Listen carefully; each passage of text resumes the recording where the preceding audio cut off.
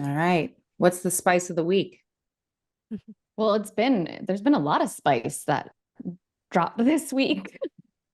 It has. I feel like It Yeah, comes in waves. It it comes comes in in waves, I waves. feel like.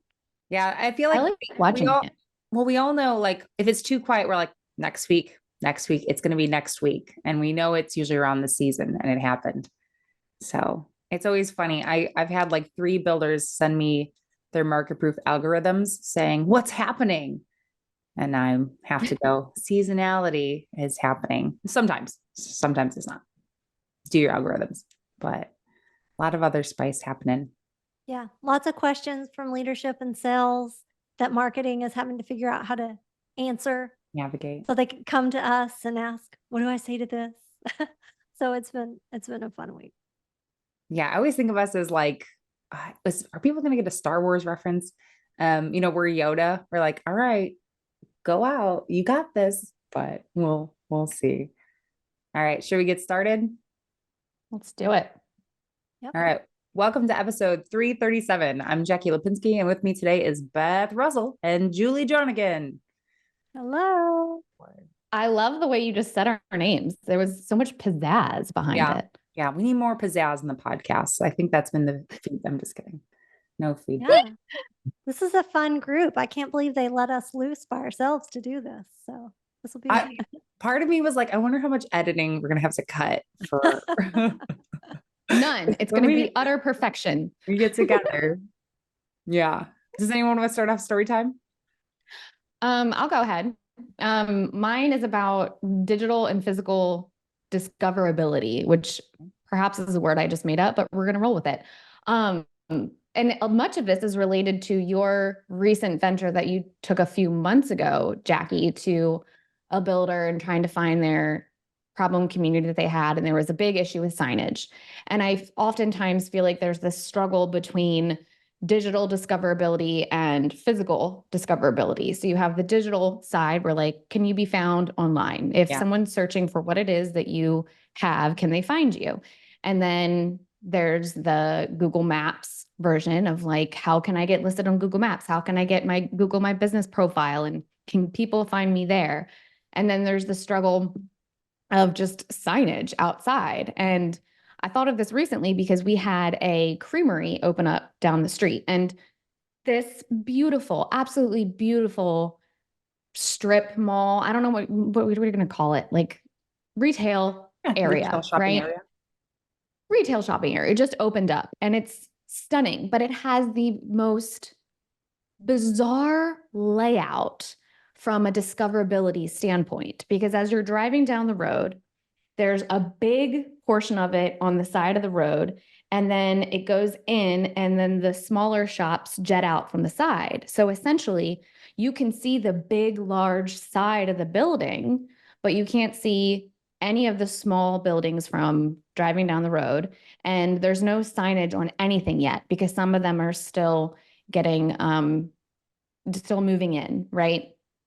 So we just right next door, like at the end of the shop, is our favorite coffee shop that opened up there, and it's wonderful. I didn't even know it was there. Someone had to tell me it was there. Again, discoverability.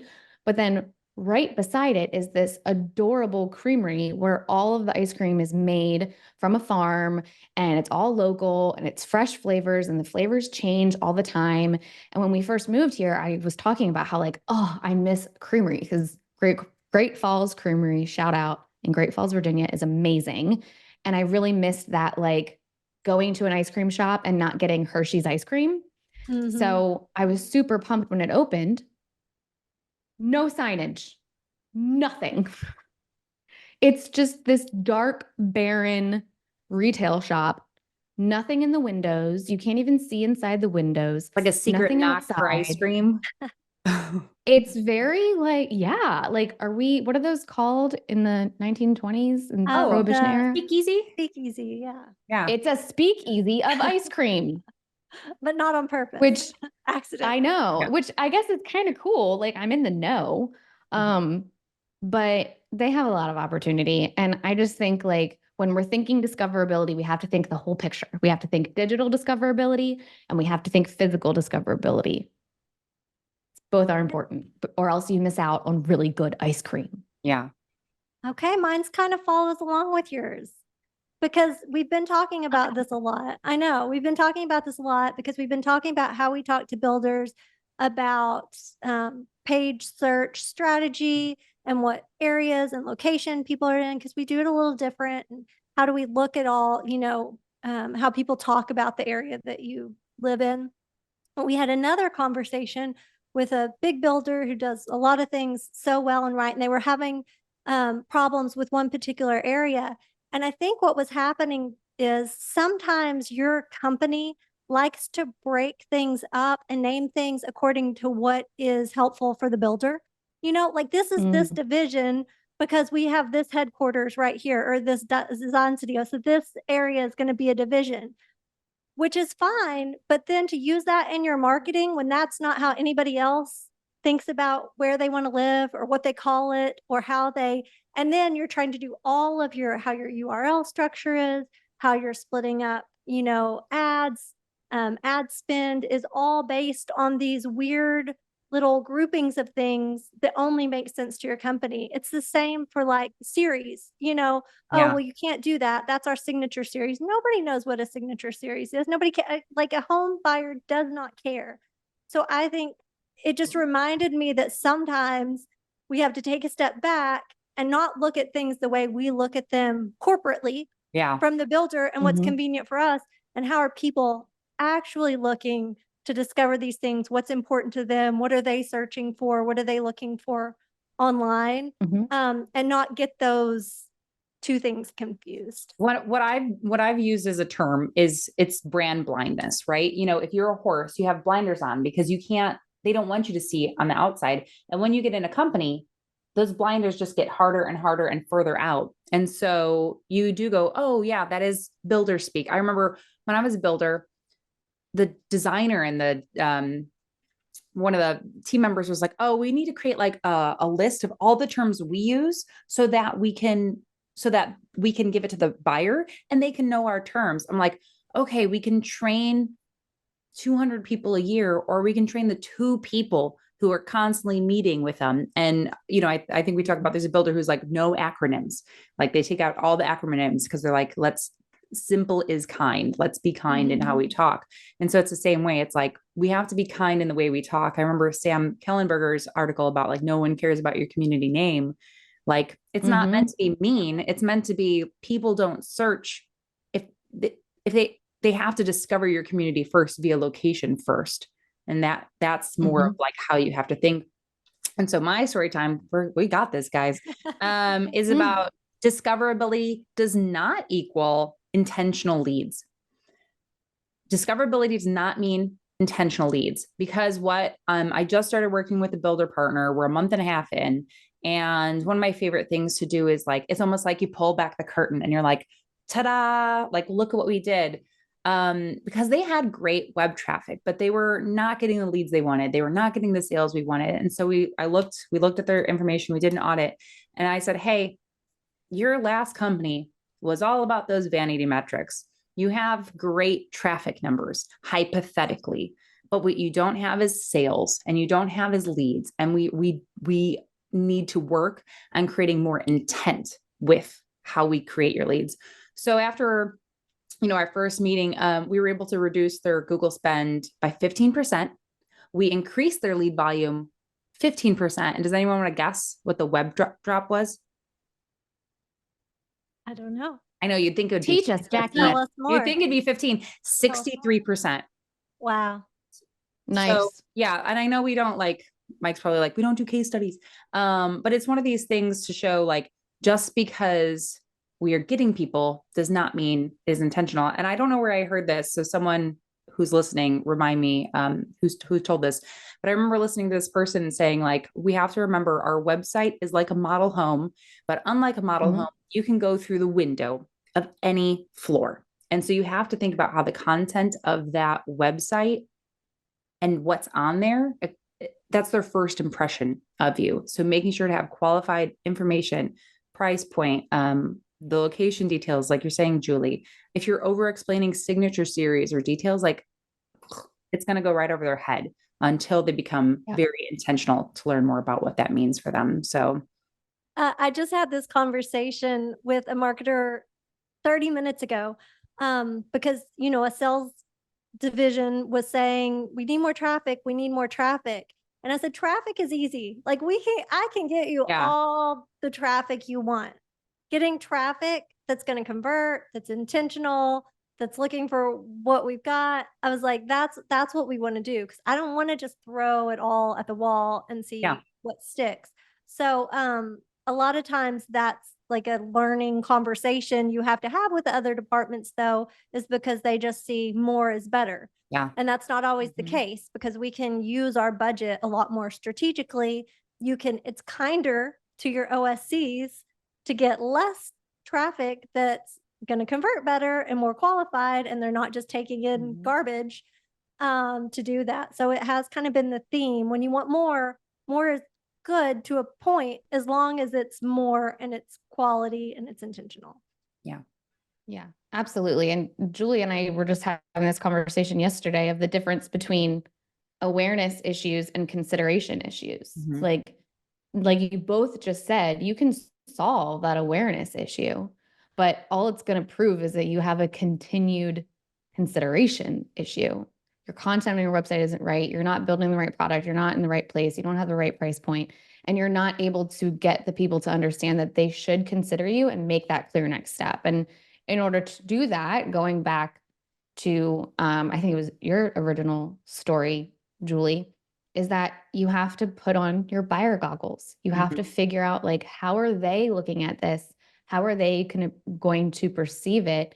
And what is the value proposition that they are taking away from the information that we're providing them, so that they will want to consider us, especially in a market that we're entering into where resale has become on the heels of everything that we're doing. Yeah. And you can get a lot of data by experimenting with those things, looking at the data to see what's important to your buyers. I think Beth just told me the other day, she had a conversation and somebody said, well, this is really important. It's like, well, but that we're not seeing that it's really important in the data, which I think we'll talk about too, that data doesn't show everything. So that's worth a deeper conversation. But I just think that sometimes you have to like actually look at what what matters to your customers and how they're searching. Yeah. Absolutely. All right. Should we go on to the news? Ready for news? Let's do it. We kept it slim for the folks listening, so Now I we think get they'll spicy. appreciate us. Well, They'll so appreciate that, I hope. on to the news. One, I just want to say that what a fun time trying to think of a graphic that would land and be so much feedback. You were saying of like people sharing that cartoon of sales and marketing and leadership and what does it mean for the CRM. But yeah, take it away. The title is Your Leadership or Lack Thereof is Stunting More Than Your Team's Growth. It's Killing Your Company. Written by Dun, dun, dun, Beth Russell. Me. I am the Spice Queen, apparently. Yeah. Spice Girl. What do we Spice? Yes, even better. I'm all for that. Yeah, no, this was an exciting one. And as everyone internally knows, we sat on this one for a while.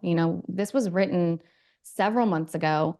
The timing of it couldn't have been more perfect, because this is the conversation that we're having a lot as the market has shifted, and that gap between awareness and conversion to a lead has widened, if you will. And so the intent of this that I want to make clear, because this is the article that, and I said this on LinkedIn, that your team is scared to send you as leaders, because they don't want to rock the boat or say, like, you need to calm down or you're not being a good leader. So I want every leader that's listening to this to spread it to their team, share it with their team, share it with their sales leaders that they work with and they collaborate with, because it is an important message. And this was a collaboration. Like, this isn't just me writing this. This was a collaboration of all of us, talking about the issues at hand. I was just tasked with putting the words together, honestly. But the thing that I really want people to hone in on here is the accountability aspect of it isn't about being mean or hostile or, becoming this leader that leads with aggression and holds everyone to this impossible standard. It's not about that. It's about setting boundaries of expectations, of holding people to what they say they're going to do. It's about doing the homework and digging in together so that we can accomplish our goals in a way that's not just pointing fingers. And I just got off a call with someone, and the conversation was around AI, ironically enough, but it made me think about this in the aspect of we're constantly talking about how we can remove the silos of an organization, and we can work between the silos and bridge the gap together. And marketing is very much has the ability to do that because we touch so many aspects of our company. But the reality is, in our industry, we can't operate in silos. We just can't, because there's too many pieces of the puzzle that are so codependent on one another that doing that just kills it. And so there needs to be less friction between sales and marketing. There needs to be less blaming, and there needs to be more understanding of the data, the story behind the data, putting the goggles on of the consumer, and stop leaving your CRM just there to die. Yeah. Really is the big message as well. Yeah. And I would say one of the things too is a lot of people talk about these silos and connecting the silos, but sometimes it's also defining what needs to go in each silo, and the information getting too gray. I'll see marketers, it's like, oh, okay, well, I want to be a good marketer, but also I'm tasked with determining the prices of the homes. I'm like, what? Why is that your responsibility? But things come down to, I think, clear understanding of who needs to do what, and especially in terms of CRM, who owns that, who needs to follow up, and how we're handling these cross references of each department. And I think leadership also, do an undercover boss situation, right, Beth? I think like sometimes you need to put yourself in these situations of, wow, I didn't know marketing or online sales or sales like had these concerns or things regularly happening. And it's not to say you need to solve it, but you need to be aware. And I think, listen, and what's the term? Like, we have 2 ears and 1 mouth. Like, let's listen twice as much as we talk, as we are a leader and want to move towards being there for our teams more so. Julie, any takeaways for you? Well, I think just as the market is what it is right now, I think you just have to be firing on all cylinders. That's just the builders that we talk to, the ones where there's a gap in one area, those are the ones that are really struggling. The ones that are really pushing on all areas and firing on all cylinders, those are the ones that are doing great. I don't know if Kevin's already told the story, but we had one builder we met with a few weeks ago. They were really struggling, low sales. The next month they were like, doubled our sales. This is a smaller builder if you're wondering about doubling sales. And we were like, what happened? We look at the numbers. It was the appointment to sell ratio had been really low. The appointment to sell ratio got really high. And those smaller builders, the numbers are really evident, like it like glows. Yeah. And it just shows when we go and look at the numbers, if you do have one of those gaps, then you have to do too much work in other areas to make up for it. So it's not about casting blame on a different department or it's you, it's everybody collaborating, figuring out where that gap is, and like, how do we fill that? How do we identify it together, diagnose what's happening, and then how do we fill that? Because this kind of market, you can't have those big empty, you can't have a CRM full of people who aren't being followed up with. You can't have a terrible appointment to sell ratio. You can't have no leads coming in because of poor marketing. It's got to be all of it at once. Yeah. And those processes to do that, I know we have the market proof algorithm, and Beth, you did some simple math based off of kind of what we analyze. But if your team, and I would say any marketer who's listening to this podcast is already, I would hope, is tracking and has this information and is going above and beyond, because already by listening to this, you're showing intent to learn more and discover more. But it's just, you did some simple math. And I think what you said is, after you did this too, someone was like, wait, my numbers don't look like that. And it's like, yeah, of course your numbers are going to be different.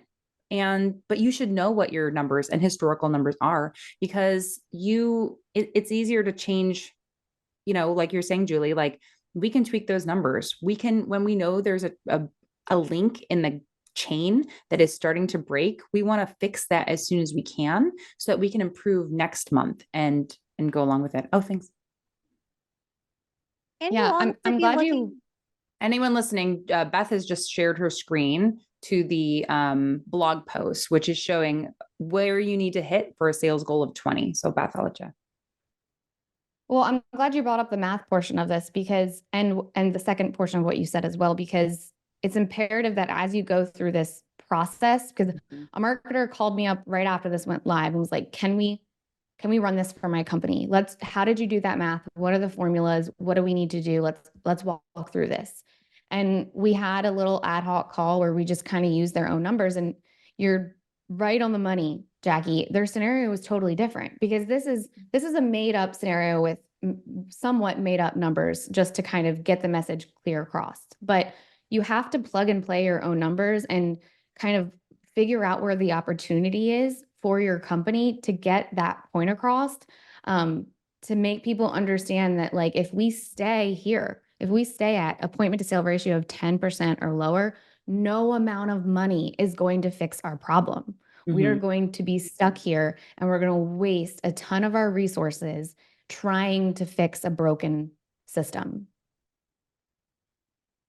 Yeah, I think the other thing that I see, which is surprising, is that people are looking at different numbers. Like marketing is pulling they're counting leads as something different than what on-site sales is counting as leads, and online is counting something different. So sometimes when we start working with people, it's like untangling all that and getting one true source of what the numbers are.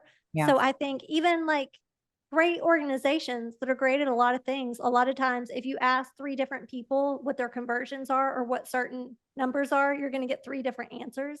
And so I think a lot of it is just clarity on what Yeah. those numbers are, what they mean, what the goals are, how they're trending up or down, just knowing those, and the whole company working towards the same goal makes such a big difference.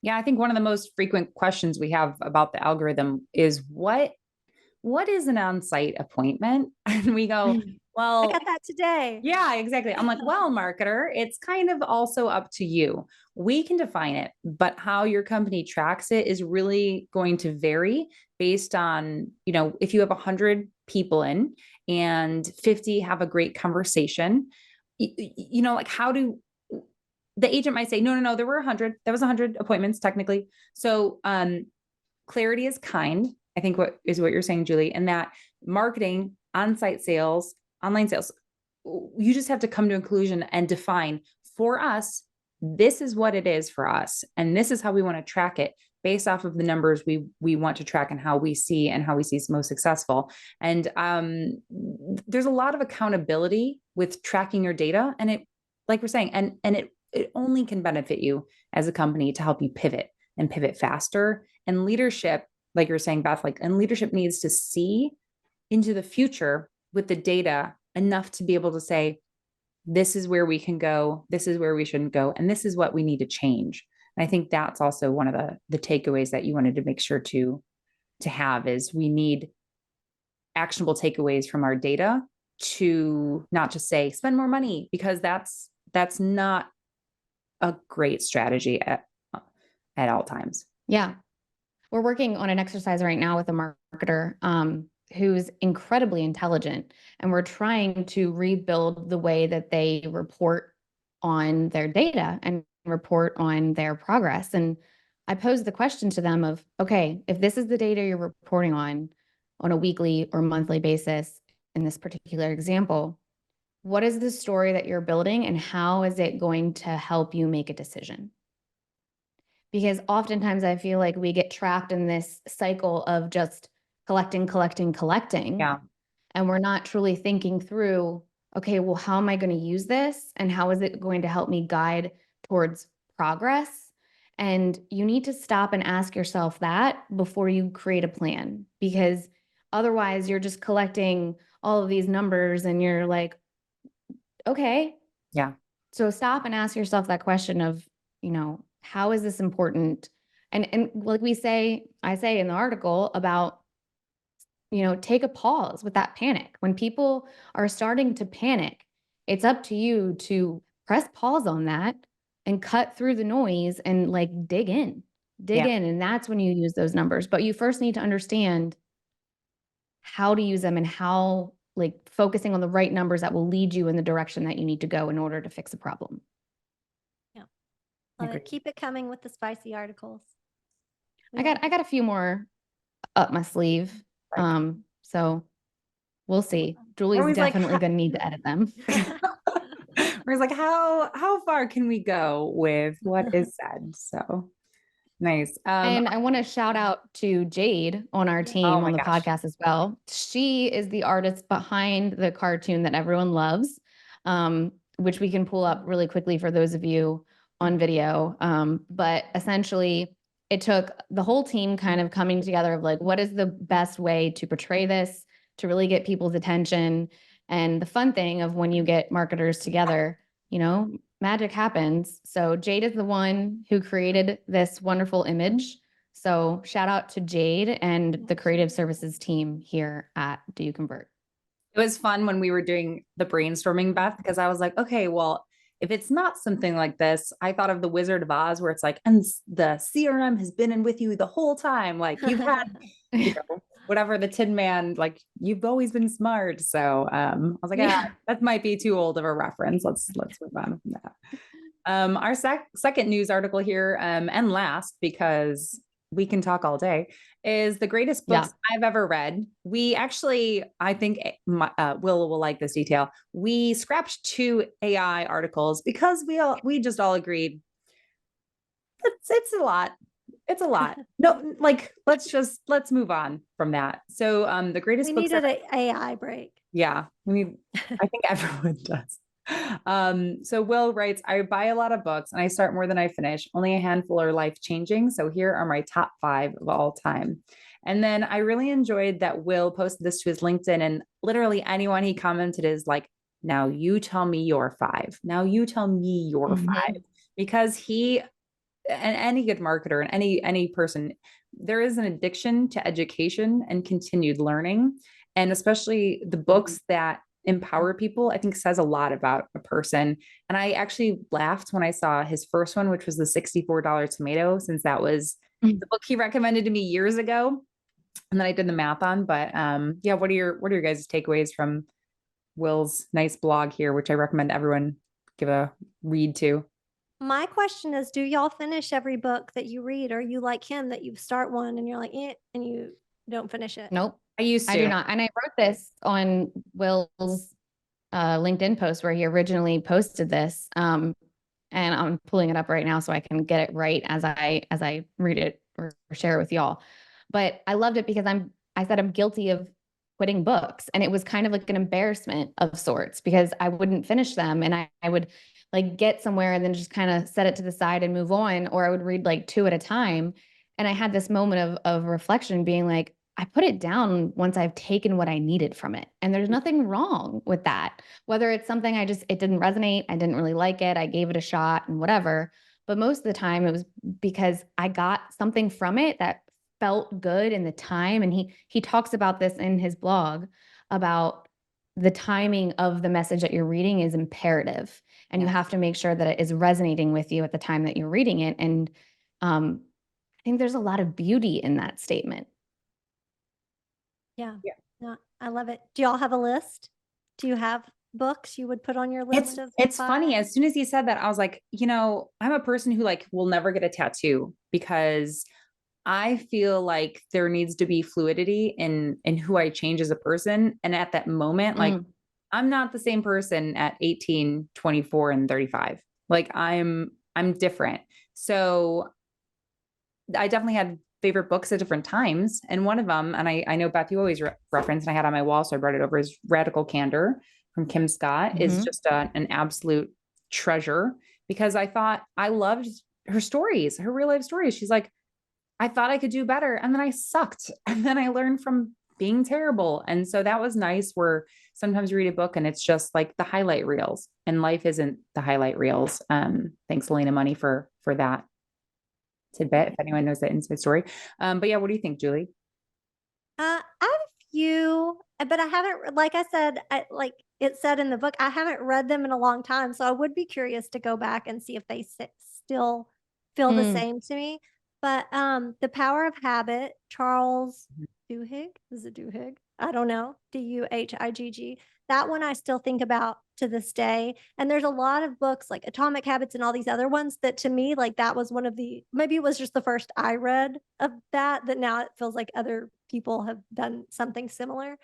And Mhm. then Quiet by Susan Cain was really good. That's more if you're an introvert, but you're Mhm. kind of in a position of leadership or have to kind of work at that part of your job. Quiet is a really great one. The Power of Introverts. So those would be two. I'm sure there's more, but those are the two that come to mind.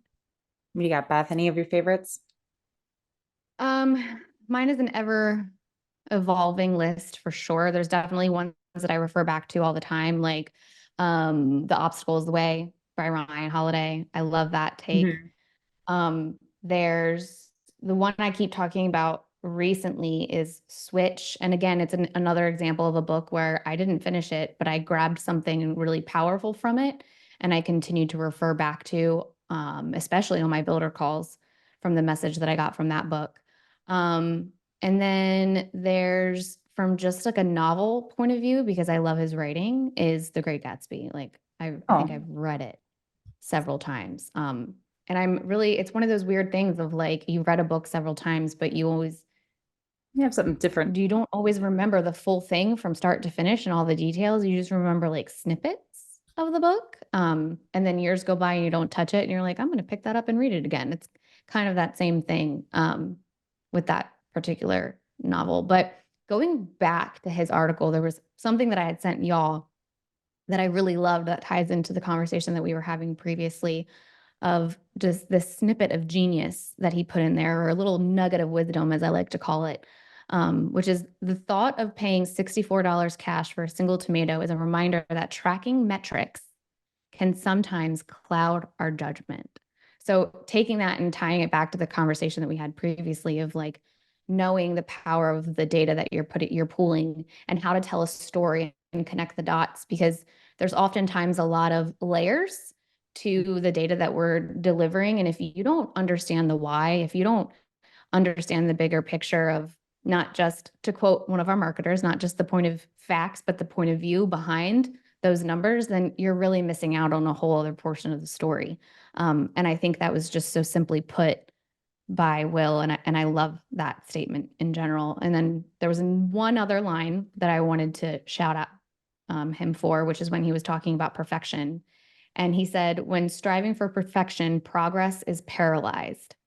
Um, I'm not sure how to pronounce that last name, so I'm not going to try. Set a high bar, one almost indistinguishable from perfection. And I think that ties into the leadership article as well of like, we're not aiming for perfection here.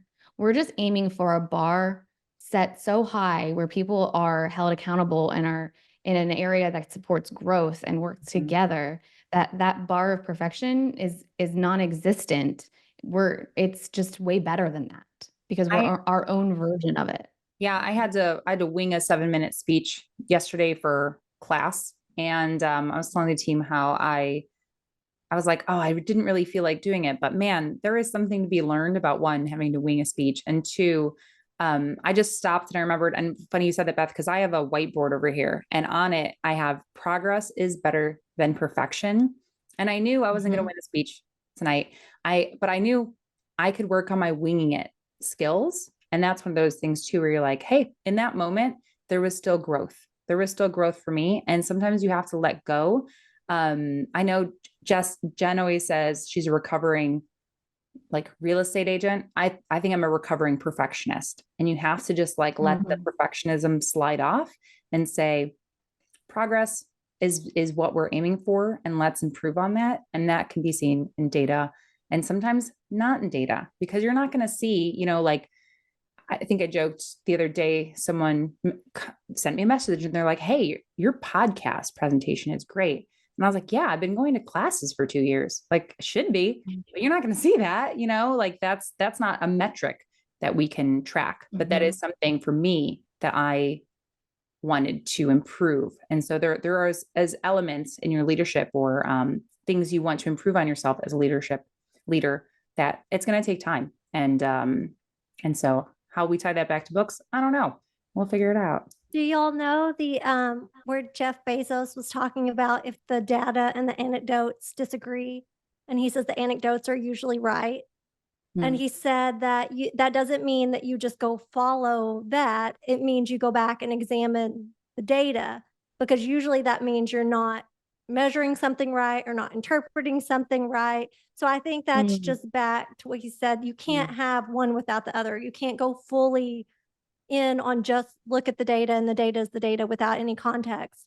And you can't just go by the anecdotes of somebody says you need more traffic, somebody says you need, you have to go in there and figure out how those coincide and what they're saying. And that's the work, really. That's the hard part that we have to work on all the time. Yeah.